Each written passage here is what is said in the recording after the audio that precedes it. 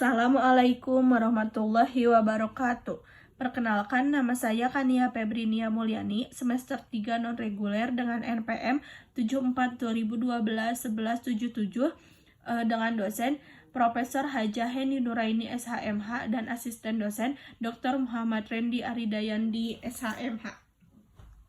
Di sini saya akan mereview materi hukum pidana lanjutan pertemuan ke-11, yaitu residif kejahatan tertentu yang termasuk ke kelompok jenis hanya diatur dalam dalam 3 pasal, yaitu diatur dalam pasal 486, 487 dan 488 KUHP. Adapun syarat-syaratnya adalah kejahatan yang diulangi harus termasuk dalam satu kelompok jenis dengan kejahatan yang pertama atau terdahulu.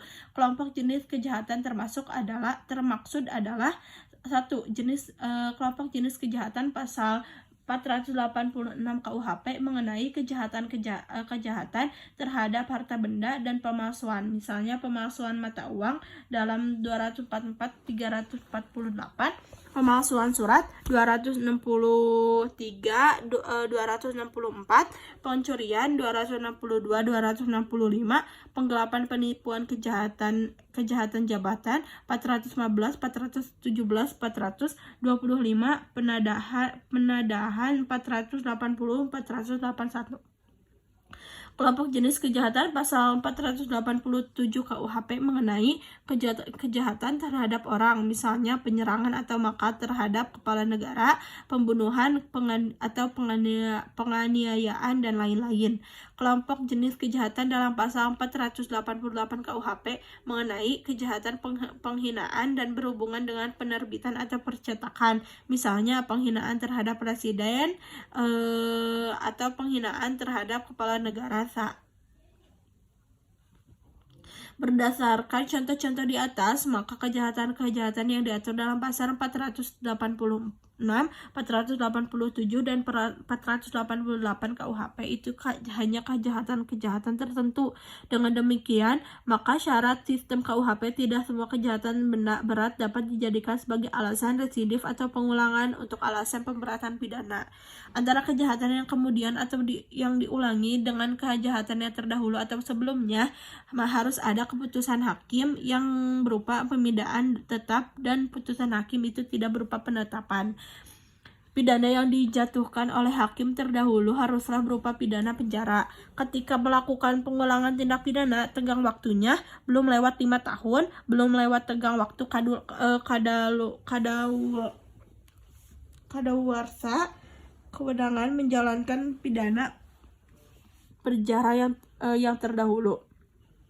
Residif pelanggaran diatur dalam buku 3 KUHP, yaitu ada 14 jenis pelanggaran yang merupakan alasan pemberatan, yaitu 1.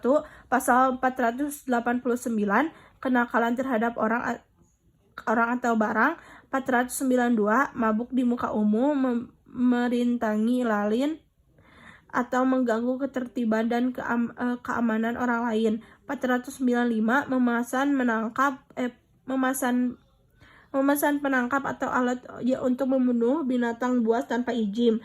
501 menjual makanan atau minuman yang dipalsukan, busuk, berasal dari ternak sakit atau mati. 512 melakukan pencarian tanpa ada keharusan atau kewenangan atau melampaui batas kewenangannya. 516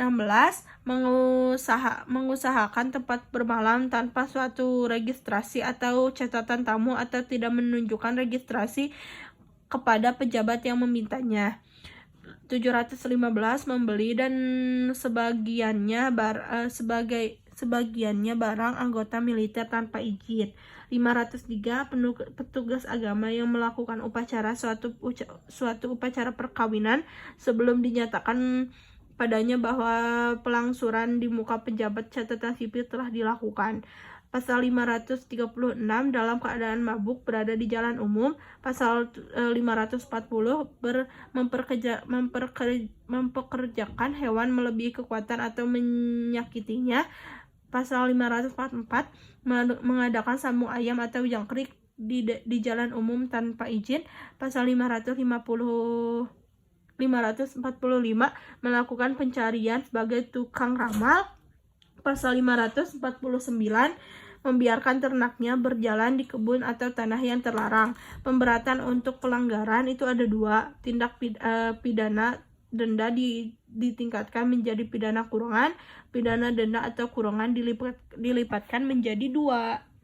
Nah, sekarang saya akan mereview kasus jurnal tentang penghinaan agama dengan link jurnal https://prince.umm.ic.id/75526-1-skripsi PDF. Kasus penghinaan agama yang dilakukan oleh mantan Gubernur DKI Jakarta yaitu Basuki Cahayapurnama atau yang biasa disebut Ahok merupakan kasus penghinaan agama yang mengalami pro kontra. Sebagian orang yang tidak setuju Ahok dipenjarakan karena menurut mereka dalam konteks kalimat dibohongi pakai surat Al-Maidah 51 yang dikatakan Ahok merujuk kepada oknum politik yang menggunakan ayat tersebut untuk menjegal lawannya dalam suatu persaingan elektoral dan bukan merujuk kepada umat Islam. Dengan demikian, sebagian orang tidak melihat bahwa unsur-unsur tindak pidana dalam pasal 156 KUHP dalam hal ini terpenuhi. Akan tetapi, sebagian orang menginginkan Ahok dijerat hukum pasal 156A dan 156 KUHP karena perbuatan yang dilakukannya merupakan perbuatan penistaan agama. Sekian review materi hukum pidana lanjutan dan jurnal hukum pidana lanjutan yang bisa saya review. Kurang dan lebihnya mohon dimaafkan. Wassalamualaikum warahmatullahi wabarakatuh.